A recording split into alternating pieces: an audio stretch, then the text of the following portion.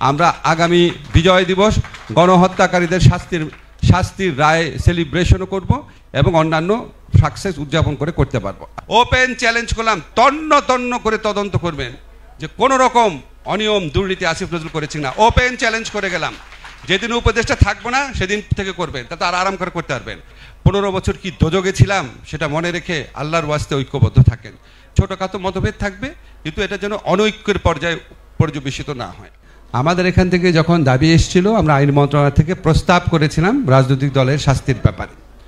আমাদের উপদেষ্টা পরিষদের মিটিংয়ে অধিকাংশ মাননীয় উপদেষ্টা মতামত দিয়েছে, তাহলে বিচারটা ডাইভার্ট হয়ে যাবে।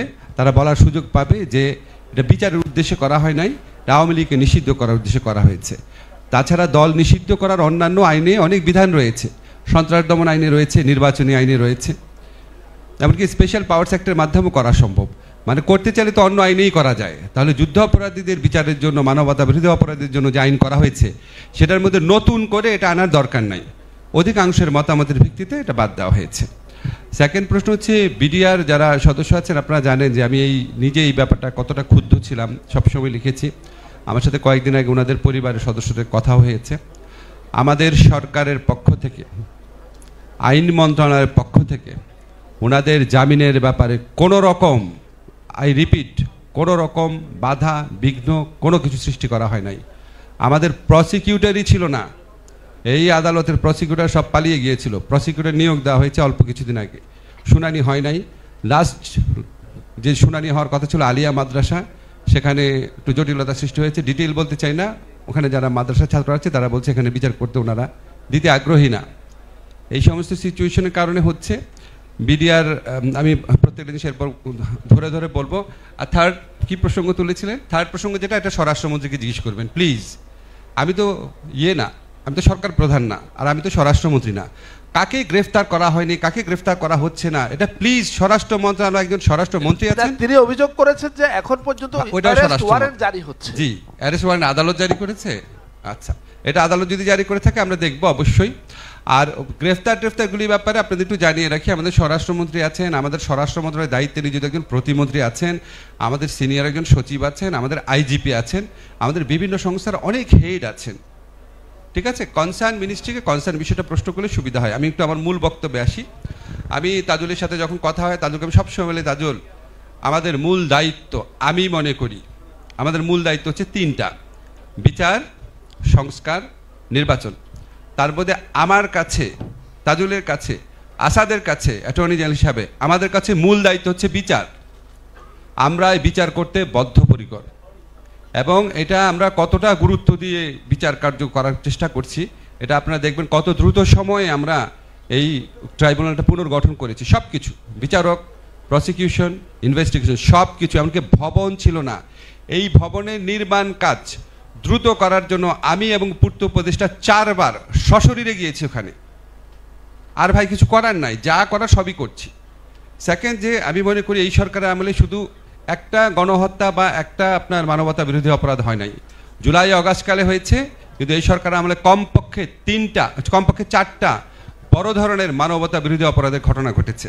একটা হচ্ছে জুলাই অগাস্ট হত্যাকাণ্ড, একটা হচ্ছে বিডিআর হত্যাকাণ্ড, একটা হচ্ছে শাপলা হত্যাকাণ্ড, আর একটা হচ্ছে ধারাবাহিক গুম এবং বিচার বহির্ভূত যে হত্যা, সেই বিচ্ছিন্নভাবে হলেও ওটার মধ্যে একটা মানে কনসার্টেড এফোর্ট এবং সুনির্দিষ্ট পরিকল্পনা ছিল। আমি আপনাদের বলতে চাই, আমাদের সরকার যতদিনই আছে এই 4টা বড় ধরনের গণহত্যা বিচারের জন্য যত রকম প্রচেষ্টা দরকার আমরা অবশ্যই গ্রহণ করব। বিশেষ করে জুলাই গণহত্যার যে বিচারটা যেটা আমরা শুরু করেছি, তাজুল কারেক্টলি বলেছে, এটা আমরা বদ্ধপরিকর এবং আমরা আশা করছি এই বিচার, এখানে আমি দেখলাম প্রস্তাবনা বলা হচ্ছে সামনের বছর বিজয় দিবসের আগেই এই বিচার অন্তত বিচারিক আদালতে সম্পন্ন হবে। আমরা আগামী বিজয় দিবস গণহত্যাকারীদের শাস্তির রায় সেলিব্রেশনও করব এবং অন্যান্য সাকসেস উদযাপন করতে পারবো আশা করছি।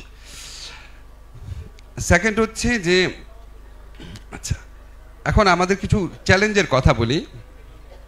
আচ্ছা, আরেকটা কথা বলে রাখি আপনাদের, বিচারের পাশাপাশি না আমরা অনেক কাজ করি, যেহেতু অনেক সমালোচনাও শুনি, যে আমরা মানে পর্দার আড়ালে যে কাজগুলো করি সেগুলো একটু আপনাদের জানা প্রয়োজন। যেমন আপনারা দেখলেন শেখ হাসিনার বিরুদ্ধে একটা এক্সট্রাডিশন, তাকে প্রত্যর্পণের চিঠি, তাকে যেন প্রত্যর্পণ করা হোক। এই চিঠিটা দিয়েছে হচ্ছে পররাষ্ট্র মন্ত্রণালয়, কিন্তু চিঠিটা আমরা প্রিপেয়ার করে দিয়েছি, আইন মন্ত্রণালয় প্রিপেয়ার করে দিয়েছে। আপনারা দেখছেন যে ইন্টারপোলের নোটিশ জারি করা হয়েছে শেখ হাসিনাকে ধরার জন্য, এটা স্বরাষ্ট্র মন্ত্রণালয় জারি করেছে, এটা আমরা প্রিপেয়ার করে দিয়েছি। এরকম এই অনেক কিছু, গুম কমিশন দেখলেন, গুমের যে কনভেনশনটা আছে এটা আমরা র্যাটিফাই করলাম, র্যাটিফাই হয় পররাষ্ট্র মন্ত্রণালয়ের নামে, কিন্তু কাজটা আমরা করে দিয়েছি। গুম কমিশন গঠন, কাজটা আমরা করে দিয়েছি। আমাদের এমন অনেক কিছু থাকে, আমরা যখন অন্যের কাজের জন্য সমালোচনা শুনি তখন আমরা নিজেরা আলাপ করি যে কত কাজ আমরা করছি অন্যের জন্য, সেটা কেউ বলে না, সেটাও একটু বলে ভাল লাগবে বা জানার চেষ্টা করেন। এখন আমার কাছে মনে হয় কি শুধু বিচার না, আমাদের এখানে না এই সরকারের জন্য আপনারা অনেক ব্যাপারে হতাশ হবেন, হতাশ হওয়া স্বাভাবিক। এই সরকারের কাজের ক্ষেত্রে কয়েকটা চ্যালেঞ্জ আছে, আমি সরকারের ভিতরে থেকে আপনাদের বলছি। একটা চ্যালেঞ্জ হচ্ছে এক্সপেকটেশন ম্যানেজমেন্ট। আমি একটু আগে ফারুক ওয়াসিমের সাথে কথা বলছিলাম, আমরা আসলে এই সরকারে যে আসলাম বা আমরা যে ফ্যাসিস্ট শাসনামলকে বিতরণ করলাম, আমরা কিসের জন্য করেছি? এটা নতুন রাষ্ট্র গঠনের জন্য। কিন্তু আমরা যত মানুষকে দেখি সব হচ্ছে দাবি দেওয়া ভিত্তিক, যে আমি পদোন্নতি বঞ্চিত হয়েছিলাম, আমার বেতন বঞ্চিত হয়েছিল, আমার খারাপ জায়গায় বদলি করেছে, আমাকে এটা দেয় নাই, আমার বেতন বাড়াইতে হবে, আমাকে রাজস্ব খাতে নিতে হবে। সমস্ত কিছু হচ্ছে ব্যক্তি এবং গোষ্ঠীর দাবি দেওয়া কেন্দ্রিক। রাষ্ট্রের প্রতিষ্ঠান নির্মাণের প্রস্তাব নিয়ে আমাদের কাছে কেউ আসে না, আমাদের কাছে কেউ এসে বলে নাই পাবলিক প্রসিকিউশন সার্ভিসকে এরকম করেন, বিচার বিভাগের ইন্ডিপেন্ডেন্সের জন্য এরকম করেন। আমাদের কাছে তথ্য আপা থেকে শুরু করে সমস্ত আপা ভাইরা যারা আছেন সবাই হচ্ছে নিজেদের দাবি, ব্যক্তিগত দাবি। মন্ত্রণালয় 30% সময় অন্তত যায় ব্যক্তিগত ইয়ে নিয়ে, এসেই সবিস্তারে বলা শুরু করেন আমি এই আমলে বঞ্চিত হয়েছি।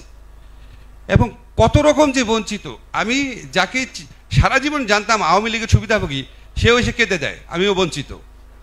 এখন আমি কাজ কি করব বলেন? আপনারা আসেন না, মন্ত্রণালয় যারা যায়, ওই যে ইয়ে তো গিয়েছে, দিদার তো গিয়েছে, আর আসাদা তাজুলের কথা বলেন, জিজ্ঞেস করেন না কি অবস্থা থাকে। আচ্ছা, একটা হচ্ছে এক্সপেকটেশন ম্যানেজমেন্ট, সেকেন্ড হচ্ছে আমাদের বোঝাপড়ার ম্যানেজমেন্ট। স্বপন ভাই একটু বলেছে বোঝাপড়ার ম্যানেজমেন্টটা একটু সংস্কার আগে না নির্বাচন আগে, এটা মনে হয় আমাদের কমে আসা উচিত। কিন্তু এই এক্সপেকটেশন, এই বোঝাপড়ার ম্যানেজমেন্টটা খুব বেশি প্রয়োজন। কারণ আসাদ কারেক্টলি বলেছে আমাদের ঐক্য কিন্তু আমাদের লেজিটিমেসি, আমাদের ঐক্য হচ্ছে আমাদের সামনে এগিয়ে যাওয়ার মূল শক্তি। কোনোভাবেই এখানে কোনো রকম যদি কারো দ্বিধাদ্বন্দ্ব তৈরি হয়, 15 বছর কি দোজগে ছিলাম সেটা মনে রেখে আল্লাহর ওয়াস্তে ঐক্যবদ্ধ থাকেন। ছোটোখাটো মতভেদ থাকবে, কিন্তু এটা যেন অনৈক্যের পর্যায়ে পর্যবেসিত না হয়। আরেকটা আমাদের চ্যালেঞ্জ যেটা আমরা ফিল করি সেটা হচ্ছে ইনফরমেশন গ্যাপ। যেমন ধরেন অনেকেই বলেন, এটা বলতে খুব ভালো লাগে, গায়েবী মামলা এত হয়েছে, এগুলো এখন উইথড্র করা হলো না কেন? একটু আগে ব্যাখ্যা করেছি, আমরা তো পিপি নাই, আর গায়েবী মামলা তো সব আমি উইথড্র করতে পারবো না। আমি আইন মন্ত্রণালয় থেকে পারবো, যেটা বিচারিক পর্যায়ে আসছে, যেটা তদন্ত পর্যায়ে এটা স্বরাষ্ট্র মন্ত্রণালয় পারবে। তো বিচারিক পর্যায়ে যেটা আসছে সেটার জন্য তো আমার পিপি লাগবে। পিপি মাত্র নিয়োগ করেছে, আপনাদের বলেছি 2 সপ্তাহের মধ্যে কি ব্যবস্থা নিয়েছে, এটা দ্রুত করা হবে। আরেকটা যেমন ধরেন সাইবার সিকিউরিটি, এটা আপনাদের একটু শুনতে হবে। আপনাদের মনে আছে, আমরা কিন্তু অনেকে বলছেন এখন দেখলাম যে কোনো কনসালটেশনের ব্যবস্থা করা হয়নি। দিদার, সাইবার সিকিউরিটি একটা কনসালটেশন আপনি নিজে ছিলেন না? ছিলেন না? একদম সাক্ষী অন্তত আছে। তুলি আপনি ছিলেন, বাট কনসালটেশন হয়েছে আপনি জানেন তো। সাইবার সিকিউরিটি অ্যাক্ট দিয়ে প্রায় 50 জনকে নিয়ে আমরা কনসালটেশন করেছি 2 মাস আগে। সেখানে নাহিদও ছিল, আমাদের তথ্য প্রযুক্তি উপদেষ্টা। সেখানে আমরা বলেছি সাইবার সিকিউরিটি অ্যাক্ট বাতিল করব। আপনাদের মতামত যেহেতু বাতিল করবো, কিন্তু কম্পিউটার অফিসগুলো রাখতে হবে। কম্পিউটার অফিসগুলো না রাখলে শক্তিশালী কোনো প্রতিবেশী দেশ যদি হ্যাক করে আপনার ওখানে, বা বাংলাদেশ থেকে যদি কেউ বিট্রে করে, বা এখানে যদি সংগঠিত অপরাধীরা বাংলাদেশ ব্যাংকের ওয়েব পেজে যদি ঢুকে যায়, তো এগুলো আমি বের করবো না, শাস্তি দিব না আমি? এটা পৃথিবীর কোনো দেশ আছে, উন্নত সভ্য দেশ, যেখানে আপনার কম্পিউটার অফেন্স না? একটা দেশও নাই। কম্পিউটার অফেন্স আপনারা যে সমস্ত দেশকে মনে করেন সবচেয়ে বেশি মানবাধিকার আছে, ইউরোপ, পশ্চিম ইউরোপ বলেন, বা আপনার আমেরিকার কিছু কান্ট্রি বলেন, অস্ট্রেলিয়া বলেন, সেখানেও কম্পিউটার অফেন্স একটা অফেন্স। এখন আমরা যখন প্রথম ঘোষণা করলাম আমরা মামলাগুলো উইথড্র করবো, এখন একটার পর একটা যদি মামলা উইথড্র করতে যাই, ইন্ডিভিজুয়ালি দেখে অনেক টাইম লাগে। তখন প্ল্যান করলাম যে একটা রহিতকরণ বিধান রাখবো, যে এই ধারাতে যেই সমস্ত মামলা হয়েছে একবারে রহিত হয়ে যাবে। রহিতকরণ বিধান নিয়ে যখন ওখানে আলোচনায় উপস্থিত হলো উপদেষ্টা পরিষদ মিটিংয়ে, তখন বলা হলো যে আমরা রহিত করার আগে আমাকে কম্পিউটার অফেন্স রিলেটেড আইনটা সম্পূর্ণ করতে হবে, ওই আইন দিয়েই রহিত করতে হবে। আলাদাভাবে রহিত করলাম, পরে আমি কম্পিউটার অফেন্স রিলেটেড আইন করলাম, এটা প্রচলিত প্র্যাকটিস না, এবং এটার ফলে দেশে সমস্যা হবে। অনেক ডিটেইল ডিসকাশন, আপনাদের সংক্ষেপে বলি। এখন আমরা যখন আইনটা করার পর নীতিগতভাবে অনুমোদন হলো, অনুমোদন হওয়ার পর অনেক কথা বলছেন, এখানে সাইবার বুলিংয়ের বিধান কেন থাকবে, এখানে আপনার পুলিশকে বিনা পরোয়ানায় কেন তদন্ত করার ইয়ে দেওয়া হবে। পুলিশকে কিন্তু বিনা পরোয়ানায় তদন্তের ইয়ে দিচ্ছে হচ্ছে ম্যাক্সিমামই হচ্ছে, আপনি দেখবেন এগুলি হচ্ছে কম্পিউটার রিলেটেড অফেন্স, যেখানে স্পিচ অফেন্স মাত্র 2টা আছে। সেটার ক্ষেত্রেও বলা হয়েছে একটা স্পেশাল বিধান আছে যে এই মামলাগুলো হওয়ার সাথে সাথে পুলিশ 24 ঘন্টার মধ্যে ম্যাজিস্ট্রেটের কাছে সমস্ত নথি দিবে। ম্যাজিস্ট্রেটের কাছে যদি মনে হয় এই মামলা কোনো সারবত্তা নাই, তাহলে সাথে সাথে মামলা খারিজ করে দিবে, তদন্ত পর্যায়েও যাবে না। এরকম আমরা একটা রক্ষা কবচ সৃষ্টি করতে চেয়েছি। তারপর ধরেন আরও প্রবলেম থাকতে পারে, আরও আলোচনা হতে পারে, তাহলে আরও সময় লাগবে। আরও সময় লাগলে মামলা উইথড্র হতেও আরও সময় লাগবে। সেটাও আপনাদের বুঝতে হবে যে একই আইন দ্বারাই তো রহিত করতে হবে, ভিন্ন ভিন্ন তো আইন হবে না। এখানে যারা আইনের এক্সপার্ট আছেন ওনার বলতে পারবেন, এটা তো হয় না। আমি তো আইনের ব্যাকরণ জুরিসপ্রুডেন্স বাদ দিয়ে সম্পূর্ণ নতুন কিছু উদ্ভাবন করতে পারি না। ফলে এই ইনফরমেশন গ্যাপগুলো অনেক সময় থেকে যায়। আমরা মনে হয় যে আমরা হয়তো বুঝতে পারছি না সেন্সিটিভিটিটা, তো আসলে বুঝতে পারি, চেষ্টা করি।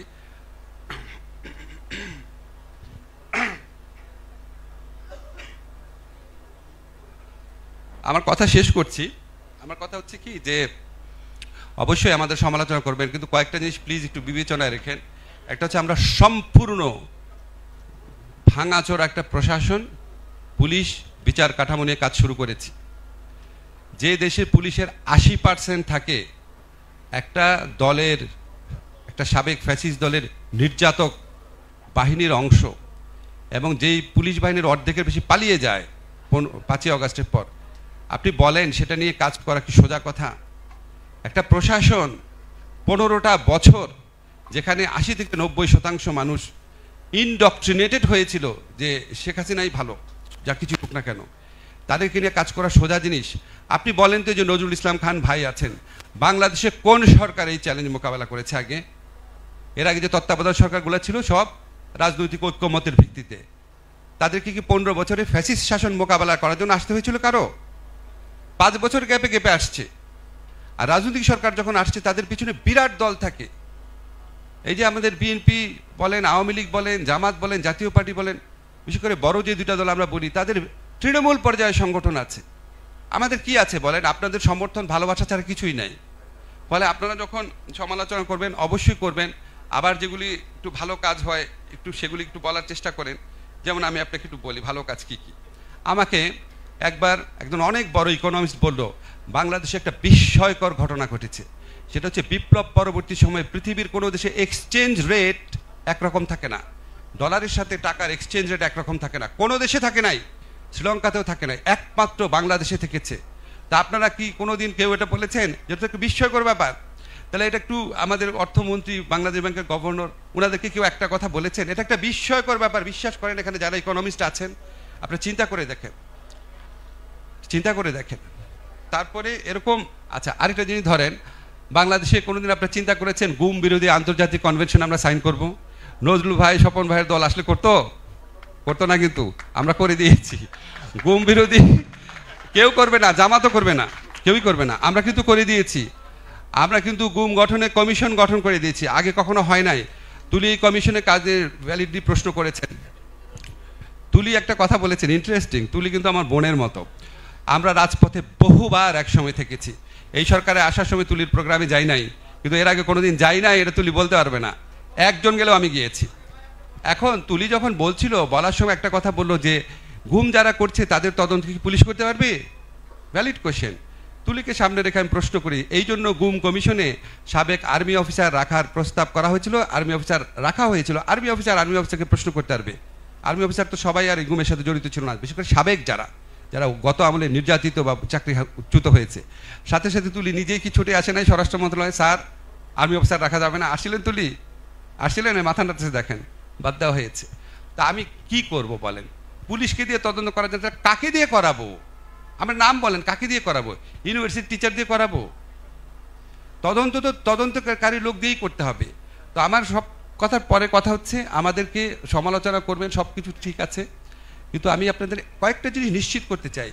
একটা হচ্ছে, আমরা আগের সরকারগুলোর মতো কোনো খবরদারি করি না অন্যায় উদ্দেশ্যে, অসৎ উদ্দেশ্যে। আপনাদেরকে দৃঢ়তার সাথে বলতে চাই, আমাদের উপদেষ্টাদের মধ্যে কেউ কোনো ব্যক্তিগত স্বার্থে কাউকে কিছু বলেন না। আমাদের মধ্যে বিন্দুমাত্র অসততা পাবেন না। আমরা তো সম্পত্তির হিসাব দান করবই। ব্যক্তিগতভাবে আমি আপনাদের সবাইকে সাক্ষী রেখে ঘোষণা করে গেলাম যেদিন আমার উপদেষ্টার মেয়াদ শেষ হবে দুর্নীতি দমন কমিশন সহ রাষ্ট্রের যত কমিশন আছে ওপেন চ্যালেঞ্জ করলাম, তন্ন তন্ন করে তদন্ত করবেন যে কোন রকম অনিয়ম দুর্নীতি আসিফ নজরুল করেছে না। ওপেন চ্যালেঞ্জ করে গেলাম, যেদিন উপদেষ্টা থাকবো না সেদিন থেকে করবেন, তাতে আর আরাম করে করতে পারবেন। আপনারা সিটিজেনরাও মানে গুজবের মতন আর কি, গুজব হয় না ওর থেকে এত টাকা খেয়েছে ওরকম না, আপনারাও তদন্ত করে দেবেন, শুধু আমার না, আমার মানে সব উপদেষ্টারই করে দেখেন। এটা আছে। আরেকটা হচ্ছে আমরা অনেক কাজ করি, দেখেন একটা এক্সাম্পল, এগুলি বলা ঠিক না, তারপরও আপনাদের মনে হতে পারে যে আগের মন্ত্রীদের তো দেখেছিলেন, একজন মন্ত্রী ছিলেন উনি 15 দিনে একবার সেক্রেটারিয়েটে যেতেন। কালকে শুক্রবার ছিল না, কালকে প্রধান উপদেষ্টার নেতৃত্বে আমরা 4 ঘন্টা মিটিং করেছি, 4 ঘন্টা মিটিং করছি শুক্রবার দিন। আমাদের একজন উপদেষ্টা আছে, আমার বলা ঠিক না, তবে নাম উল্লেখ করে বলছি, আদিলুর রহমান খান, উনি 24 ঘন্টা 7 দিন কাজ করেন। ওনার বাচ্চার বিয়ে, ওনার ছেলের, ওনার বড় ছেলের বিয়ে, তার 2 ঘন্টা আগে মিটিংয়ে ছিলেন, গতকাল মিটিংয়ে 2 ঘন্টা আগের মিটিংয়ে উনি ছিলেন। আমরা চেষ্টা করি, আমরা সৎ থাকি, আমরা জানার চেষ্টা করি, কিন্তু আমাদের তো অযোগ্যতা আছে, অভিজ্ঞতার ঘাটতি আছে, আমাদের অযোগ্যতা থাকতে পারে, হতে পারে যে আমাদের চেয়ে অনেক যোগ্য লোকে উপদেষ্টা পরিষদে আসে নাই, হতে পারে এটা, কিন্তু আমাদের চেষ্টার কোনো ঘাটতি নাই। আমাদেরকে সমালোচনা করবেন, কিন্তু শেখ হাসিনা সরকারকে যেভাবে সমালোচনা করতেন ওইভাবে করেন না, একটু মায়া নিয়ে করেন। ধন্যবাদ সবাইকে।